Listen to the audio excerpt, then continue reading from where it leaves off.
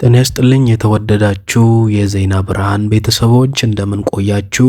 ለአሁን ያሰባሰብናቸውን አጠር ያሉ ዜናዎችን እንደሚከተለው ወደ እናንተ ማድረስ ጀመርን።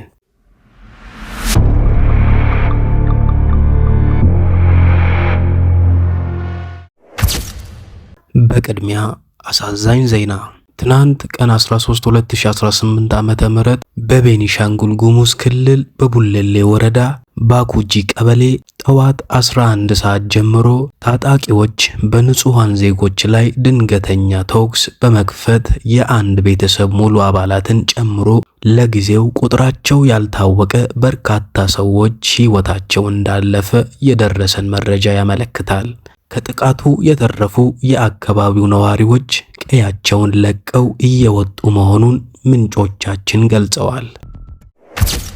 ኤርታሌ በአፋር ክልል ኤርታሌ የሚገኘው የኤርታሌ እሳተ ገሞራ በቋሚነት ንቁ አክቲቭ ከሆኑ የዓለም እሳት ገሞራዎች አንዱ እንደሆነ ይታወቃል። ኤርታሌ እንደ አዲስ በመፈንዳቱ ከባድ ድምፅ በሁሉም አካባቢዎች እየተሰማ ሲሆን ፈንዳታውን ተከትሎ የጭስ ክምር ይታያል። ቆቦ፣ ላሊበላ እንዲሁም ሰቆጣ ድረስ አስፈሪ ድምፅ እየተሰማ መሆኑን ቤተሰቦች ጠቁመዋል።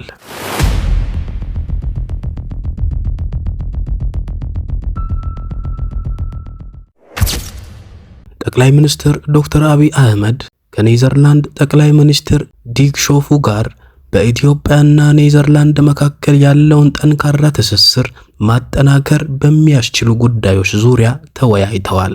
ጠቅላይ ሚኒስትር አብይ አህመድ በማህበራዊ ትስስር ገጻቸው ባሰፈሩት መልእክት ከኔዘርላንድ ጠቅላይ ሚኒስትር ዲክ ሾፍ ጋር በነበረው ውይይት በኢትዮጵያና ኔዘርላንድ መካከል ያለውን ጠንካራ ትስስር ለማጠናከር ውይይት አድርገን ነበር ብለዋል። ከኢትዮጵያ የውጭ ንግድ ቁልፍ መዳረሻዎች አንዷ የሆነችው ኔዘርላንድ ኢንቨስትመንትና የኢኮኖሚ ትብብር ለማድረግ ጉልህ አቅም አላት ሲሉም ገልጸዋል። የአየር ንብረት ለውጥ ጥበቃ ሥራ ትብብርን አስመልክቶ እድሎቻችንን ለመከተልና የሁለትዮሽ ግንኙነታችንን በጉብኝቶች እና የልውውጥ መርሃ ግብሮች እንድንከውን በውይይቱ ሐሳብ አንስቻለሁ ብለዋል ጠቅላይ ሚኒስትር አብይ አህመድ በመልእክታቸው። ውድ የቻናላችን ተከታታዮች ለአሁን የያዝናቸው አጫጭር ዜናዎቻችን ይህን ይመስል ነበር። በቀጣይ እስክንገናኝ ቸር ሰንብቱ።